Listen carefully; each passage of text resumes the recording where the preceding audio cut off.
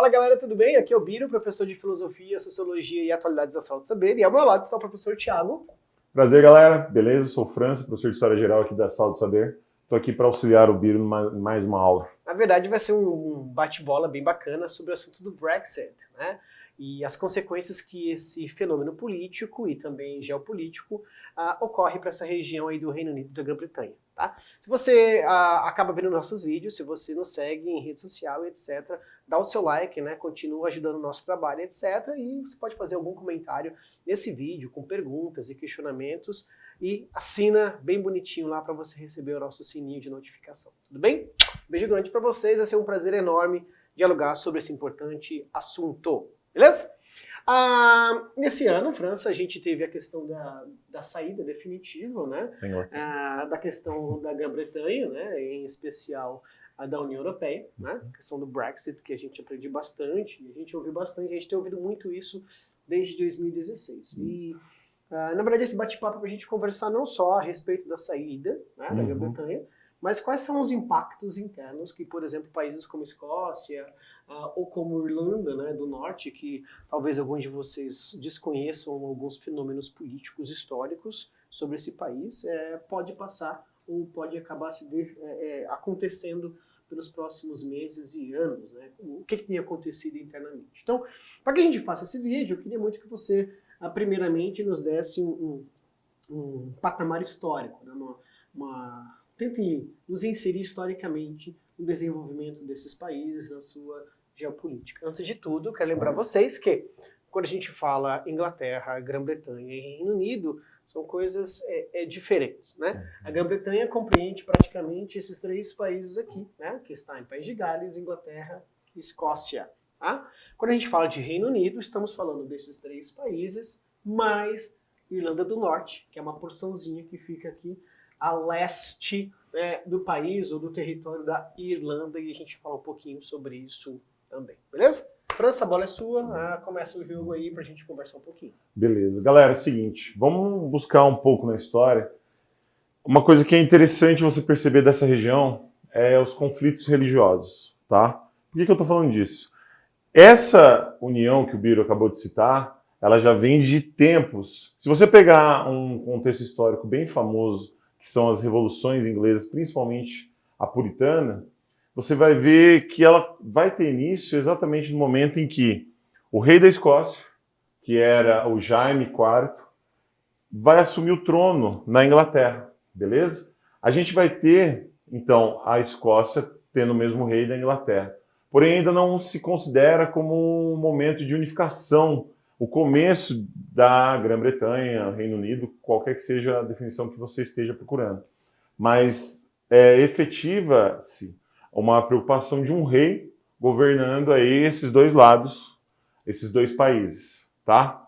Bom, Francis, não é aí onde que vai ser a unificação efetiva. 1707, os dois parlamentos, o escocês e o inglês, eles acabam se unificando, beleza? Ô, Francis, mas você falou da questão religiosa, cadê ela? Entendam, a Escócia tinha uma grande dificuldade de unificar-se com a Inglaterra por causa de a religião escocesa ser a presbiteriana, tá? Que era uma vertente calvinista, beleza? E a inglesa ser anglicana. Então eles acabam ficando em lados opostos. Ainda mais porque, né, sendo o anglicanismo a religião principal na Inglaterra, isso também acaba sendo um cunho político, né? Sim. Porque o rei inglês também, posso ter equivocado, você pode me corrigir, acaba sendo o líder também da religião anglicana. Tô errado? Não, está correto. E o interessante é que dentro da Inglaterra, você acaba tendo vertentes do calvinismo que não concordam com o rei. Então você vai ter os presbiterianos na Inglaterra, na Escócia, perdão, mas na Inglaterra você tem os puritanos, que são mais radicais que os próprios presbiterianos, mas são de uma vertente parecida. Entendi. Beleza? Entendi. Então você começa a ter essas brigas internas por causa de questões religiosas, mas já há essa unificação. Em 1707, então, os dois parlamentos são unificados. Beleza? E em 1800 vai ser unificado também a Irlanda aqui, ok? Como um país fazendo parte, então, da Grã-Bretanha. Entendo. E aí um ponto que é importante a gente mencionar é que se você menciona, se você diz, na verdade, né, a questão da Irlanda em 1800, estamos falando de algo que está à beira do século XIX, né? 1800 é o último ano do século XVIII, né? E é no século XIX que a gente vai ter as questões, né, do imperialismo, do nacionalismo, e geralmente quando a gente fala de nacionalismo, tendemos a afirmar apenas das grandes potências, né? O nacionalismo inglês, o nacionalismo alemão, o nacionalismo francês, por exemplo, ou de outros países, e a gente ignora os pequenos nacionalismos. E pequeno nacionalismo não é diminuindo as pautas nacionais, porque são formados por territórios menores, Claro. ou que talvez não tenham tantos impactos assim. Então, será que a gente poderia pensar e até afirmar que essa aproximação, né, essa tentativa de criar um grande reino, como você menciona aqui com a questão da Irlanda, também não poderia ter causado, né, conflitos internos, de desejos de rupturas, saudosismo do passado, não só na Irlanda, mas também na Escócia, País de Gales, etc. Poderia causar isso? Sim, você vai ter muita presença de lutas nacionalistas. O interessante é ver que a presença nacionalista ela sempre teve nessas regiões, porque se a gente voltar mais na história, aí você vai buscar aquela independência da Escócia, ainda não era questão do século XIX, mas você já tem uma preocupação em separar. Então, o movimento da Escócia, quanto a essa questão de nacionalismo, ela era da Inglaterra, voltou a ser da Escócia, volta a ser da Inglaterra. Então, você tem esse momento de desconforto, vamos dizer assim. Por isso que é tão complicado, às vezes, ser unicamente pragmático e objetivo numa só resposta a respeito dessa questão. Né? Exatamente. E aí, entre os anos de 1919 e 1922, ou seja, pós Primeira Guerra Mundial, a gente vai ter uma guerra da Irlanda contra a Inglaterra, né, onde a gente vai ter a definição da questão do território irlandês, propriamente dito, né? Para você que está nos acompanhando, enquanto aqui é a Irlanda do Norte, aqui é a República da Irlanda, caso você tenha dificuldade. E aí, no século XX, a Irlanda, em especial, foi marcada por várias tensões entre católicos e protestantes. Né? Volta a questão religiosa. Você poderia explicar para a gente onde que a maioria é católica, onde que a maioria é protestante? Tem partido político no meio? Como é que acontece? Vamos entender o seguinte, então. Quando você tem, no início do século XX, a Irlanda do Norte ali, sendo anexada à Inglaterra, ainda se mantendo, você vai ter um grupo rebelde, que é o IRA. Tá? Não é a banda, tudo bem. Isso, nem é o país, beleza?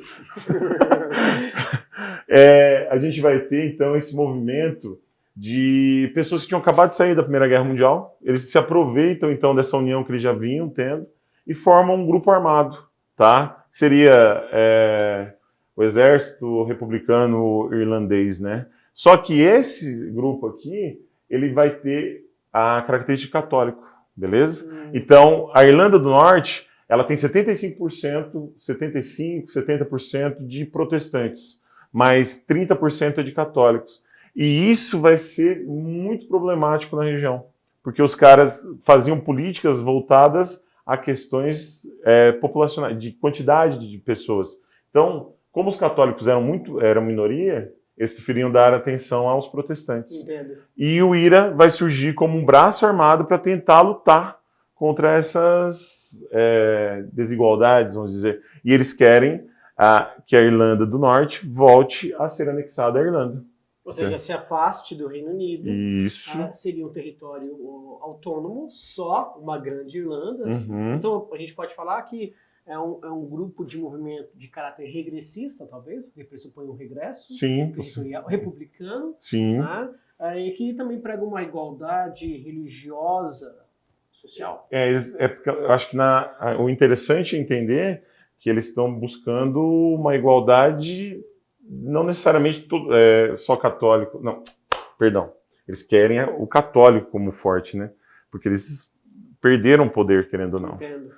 Principalmente porque a Irlanda aqui do Sul, vamos chamar aqui a parte de baixo, ela tem mais representantes católicos, Entendo. né? E aí, acho que um ponto para a gente até dialogar sobre isso, já que você menciona isso, essa questão, é que isso também entra no próprio futebol, né? A gente tem dois times na Irlanda que tem uma rivalidade absurda, né? Que é o Glasgow Rangers e o Celtics, né? Isso.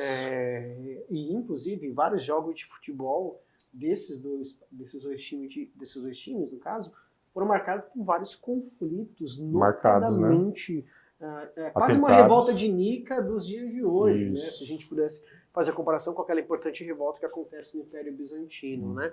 E aí, um dos pontos que talvez seja bom a gente pensar é que isso acabou sendo um calcanhar de Aquiles para a Inglaterra como um todo. Né? Claro. Porque óbvio que qualquer conflito na região do Reino Unido acaba desestabilizando a Grã-Bretanha como um todo, em especial aqui a região de Westminster.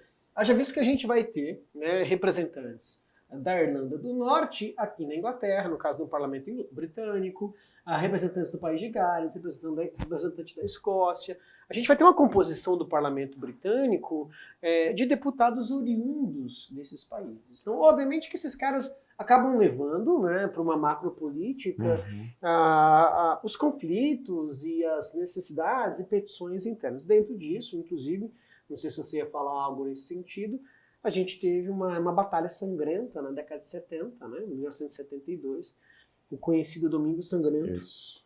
quando a gente tem uma passeata / manifestação de indivíduos aqui na Irlanda do Norte, nas ruas de Belfast, próximo de Belfast, onde a polícia inglesa ela acaba reprimindo, e a gente tem 14 pessoas mortas, a gente tem pessoas feridas. Milhares de feridas, né? E isso vai marcar, por exemplo, o que ou o que são os conflitos, né? E lembrar, já que a garotada gosta bastante, a parte pop, né? Nós temos uma música que faz referência bacana, que é a música do U2, Sunday Bloody Sunday. Exatamente, né? Que inclusive é uma música que ganhou vários prêmios. Aliás, o U2 se caracteriza por fazer músicas que endossam isso. Uma dessas é Miss Sarajevo, por exemplo, que é uma música primorosa que fala dos conflitos na região da Bósnia e Herzegovina, que fica aí como tema, talvez, para um outro momento aqui na sala, né? Mas nos anos 70, 80 e 90, eles mostram para o mundo bastante ações do grupo IRA, né? 60 para frente, eles já começam as atividades com muita força, né? Então a gente tem vários atentados, não só na região da Irlanda do Norte, eles vão para o coração mesmo do Império.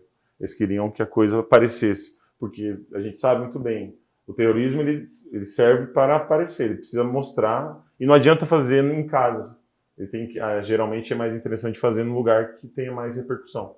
Então a Inglaterra sempre vai ter mais repercussão. E assim, é curioso porque esses atentados terroristas que ocorrem, né, nas décadas passadas divergem bastante dos atentados terroristas atuais, especialmente aqueles praticados pelo Estado Islâmico, né, que eu não preciso necessariamente de uma coletividade, basta ser um lobo solitário, que é o termo que a gente acaba utilizando para os terroristas dos dias de hoje. E aí, nos anos 90, né, o mundo meio que assustado com todas essas questões, as tensões. Era muito comum as televisões mostrarem, vez ou outra, os conflitos que varriam a Irlanda. Né? A gente vai ter uma paz na década de 90. Né? Mas não esquece que também nessa época está o ETA, né? Então você tem uma galera, então a década de 90, 80, 90, fica muito marcado esses conflitos. E o IRA apareceu com muita força. Mas o Biro estava citando, então, 98, a gente vai ter a tal da Paz de Belfast, beleza? Ou o Acordo da Sexta-feira Santa. Isso, né? Exatamente. O Acordo de Sexta-feira Santa, onde a gente vai ter finalmente marcado o final, ali, pelo menos, a gente vai colocar oficialmente como fim da briga, mas o IRA ainda vai permanecer até 2005 como um braço armado, onde eles finalmente, em 2005, eles entregam todas as armas.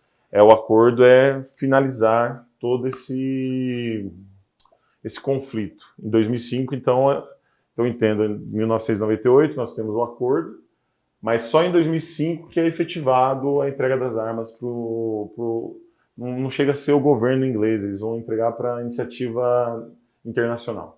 Beleza? Nossa. O França mencionou a questão do ETA, só para você não ficar perdido. O ETA é o Pátria Basca Livre, né? É um movimento também paramilitar, separatista da região basca, lá da Espanha. Se você tem acompanhado os nossos vídeos, nossos Spotify foi feio, né? Os nossos podcasts, verdade.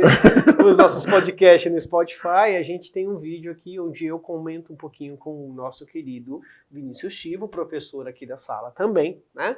A respeito do separatismo na Espanha. Mas voltando um pouquinho para essa questão, a gente então chega nos dias de hoje, né? Então, Então, se a gente vai ter esse acordo nos anos 90, depois a entrega das armas em 2005, em 2008 a gente vai ter uma crise econômica que choca o mundo como um todo, e essa crise econômica acaba proporcionando, né, e aqui é para o mal, né, uma série de problemas para a humanidade, dentre elas a crise migratória, dentre elas, por exemplo, o desemprego, isso é bem nítido, né, mas também o crescimento de movimentos nacionalistas muito forte, e aí, em 2016 nós temos um referendo que pede, né, a saída da Grã-Bretanha da União Europeia. Antes que eu passe a bola para você um pouquinho, no ano de 2014 também a gente tem um referendo na Escócia, né, em que se perguntava se era bom a Escócia ter uma independência face à Grã-Bretanha, e o movimento pró-independência não dá certo, porque 53%, uma margem não muito alta, vota pela continuidade da Escócia. Então, assim, foi um fracasso e etc. e tudo mais. Só que aí veio em 2016 o Brexit, né? E os escoceses não viam com bons olhos a saída, na sua grande maioria, né? A saída da Grã-Bretanha da União Europeia. O que você pode comentar um pouquinho para a gente sobre isso? A Escócia tem acordos comerciais com vários países da Europa, então a saída do Brexit para ele não é interessante porque ele acaba perdendo muitos acordos, entendeu?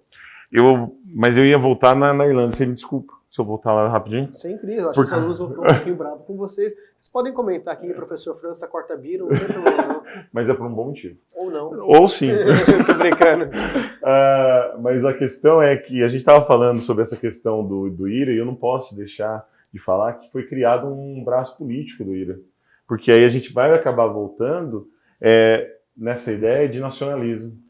Como é que era o nome desse partido? Eu não vou me atrever a tentar falar em irlandês, tá, pessoal? Mas em português seria Nós Próprios. É um partido extremamente nacionalista, beleza? Então esse partido, ele acaba auxiliando. O IRA não conseguiu fazer o que ele queria, mas esse partido, essa semana, a gente teve eleição no parlamento irlandês e eles se deram bem. É um partido que está crescendo.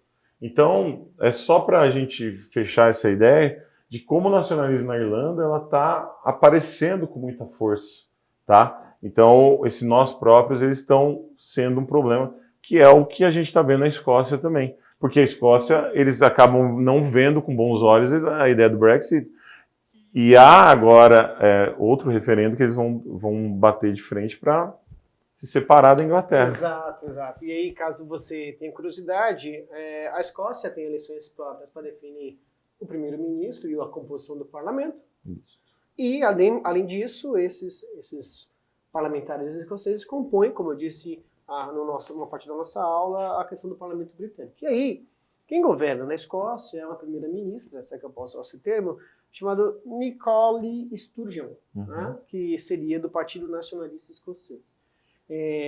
O seu partido compõe praticamente de 75% a 80% das cadeiras do parlamento escocês, e o seu partido é favorável a uma Escócia livre por essas questões que você tanto disse, porque, além dos acordos comerciais, a Escócia deseja ter a sua independência e, ao mesmo tempo, ingressar na União Europeia. Então, sim, eu me afasto da Grã-Bretanha, né, das questões que nos impediram de continuar aqui na União Europeia, no bloco econômico, e a gente volta para isso. É claro que tem toda uma questão de tramitação e tudo mais. E aí, o ponto que é bom a gente mencionar é que a Escócia e Irlanda do Norte, no referendo de 2016, foram as partes do Reino Unido onde o Brexit foi derrotado no pleito eleitoral. Né? Então, na Escócia e na Irlanda, se eu não me engano, a votação pelo não vamos sair do Brexit, gravitou entre 57% a 64%, o que é uma margem muito alta. Mas, né, em números, não é o suficiente. Não é o suficiente para barrar. Né? E caso você tenha curiosidade, o resultado total da soma de Irlanda do Norte, Escócia, País de Gales e Inglaterra foi de 52% favorável ao Brexit, 48% contrário ao Brexit. Né? E lembrar que essa votação causou bastante espanto, porque teve muita gente que participava das capitais que acabou não fazendo parte. Quem votou muito foi a galera mais velha. tão dita mais conservadora dentro da sociedade, que acaba ligando alguns pontos.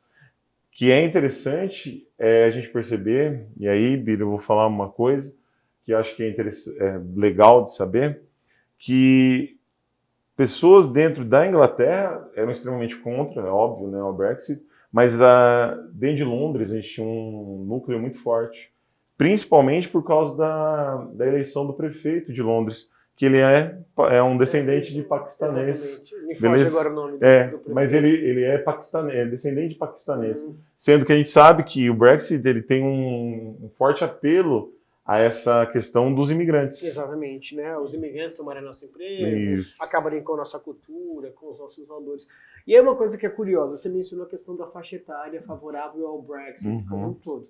Só que, ao mesmo tempo, na Escócia, a gente tem um envelhecimento da população, né? E essa é uma das razões pelo qual a Escócia é favorável a continuar na União Europeia, porque permitiria o trânsito de pessoas para a Escócia, né? Atrair imigrantes, a gente vai ter pelo menos a manutenção, né, de uma população, ou povoar territórios especificamente, e o Brexit faz com que esse país, que não tem uma taxa de natalidade tão alta, mas tem uma taxa de envelhecimento muito alta, ou seja, a falta daquilo que na geografia vocês aprendem como população economicamente ativa, né? A população capaz de exercer o trabalho e contribuir para o PIB de um país, a gente vem ter um gap, né, como a gente chama, né, um abismo, né, entre os mais velhos envelhecendo e falta de pessoas ingressando no mercado de trabalho. Que é o que está acontecendo em basicamente toda a Europa, né? Exato. Então, por isso que é uma das questões que norteiam também a questão escocesa. Já a questão da Irlanda tem um ponto. A Irlanda, pessoal, no caso a Irlanda do Norte e a Irlanda como um todo, quando eu falo a Irlanda como um todo, pensem na República da Irlanda, que é o termo que a gente dá para cá. Não tem muro físico aqui, né? Nós não temos muros físicos que separam esses dois países, né? E aí um dos grandes receios que se tem é que, com a consolidação do Brexit, já que a Irlanda, né, ela não está vinculada a essas questões e, ao mesmo tempo, ela tem acordos comerciais com a Europa, então a gente vai ter que construir muros físicos aqui, o que vai dificultar bastante a circulação nas questões aduaneiras do país, né? Então, qual é o grande receio? O grande receio é, mais uma vez, a retomada dos conflitos que foram tão comuns entre católicos e protestantes. Um termo que a gente usa é unionistas, né? A união, que no caso são os católicos, e os nacionalistas, que em sua grande maioria são os protestantes. Então, estão tentando, nesse exato momento, inclusive o Boris Johnson, que é o atual primeiro-ministro britânico, ele está meio que, não, parem, não, sem nacionalismos, etc., sem secessão. Ele acredita piamente que hoje, se a Escócia tentasse uma independência, por exemplo, ela seria mal sucedida. Na verdade, é um grande receio, porque cresceu o número de escoceses que desejam a secessão com, no caso, a Grã-Bretanha. Tá? Então, os conflitos que norteiam meio que evocam essas questões do passado que pareciam que estavam resolvidas. Né? Que é o caso que a gente acabou de citar dos nossos próprios. Né? Eles são nacionalistas, só que eles são católicos. Então, você tem aí mais um tempero para esse complicador aí. E aí? Pode falar. Perdão. E uma coisa que é bom a gente até pensar, desculpa até te cortar... Você já está respondendo aquela vez lá? Pois magoadinho? É a réplica, meu coração vingativo. Nietzsche teria vergonha da minha moral de escravo, mas tudo bem. Uma coisa que é importante a gente mencionar é como que isso acaba sendo um estímulo para outros movimentos separatistas nacionalistas. Né? A França temia e teme muito as consequências disso internamente. A Alemanha também teme as consequências disso também no próprio território alemão, a Espanha, a própria Itália, com os seus movimentos também de separatismos, né? Haja visto que, como diz o Vítor Emanuel II, né? Fizemos a Itália, agora a gente precisa fazer os italianos, né? A gente não tem uma identidade assim tão aglutinadora e etc. Né? E não esquecer que você falou da questão da falta de pessoas na Escócia. Do outro lado, a gente tem uma Hungria com uma nova política, né? Mas hoje você deve citar isso em outra aula, mas Só para vocês saberem, o Viktor Orbán, o presidente, ele estatizou todas as empresas de inseminação artificial e vai fazer um processo de crescimento populacional na Hungria. Ele quer 4 mil húngaros por ano a partir de agora. Mas, voltando aqui a um ponto interessante, voltando à ideia do IRA, esses problemas, todas essas questões que estão gerando novos conflitos, estão trazendo o IRA de volta. Mas entenda, não é aquele IRA antigo, é o real, o IRA real, que eles se autodenominam, é um novo grupo terrorista.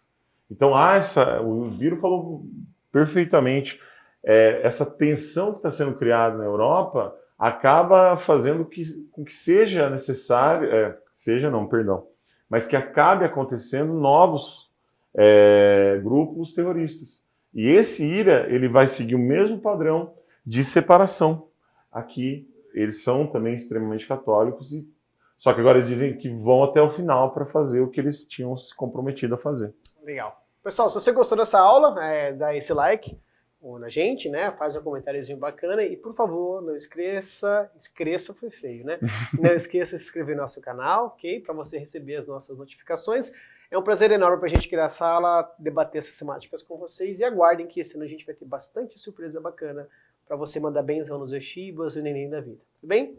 Beijo grande, forte abraço, nos vemos, tchau, tchau, gente. Abraço, tchau, tchau.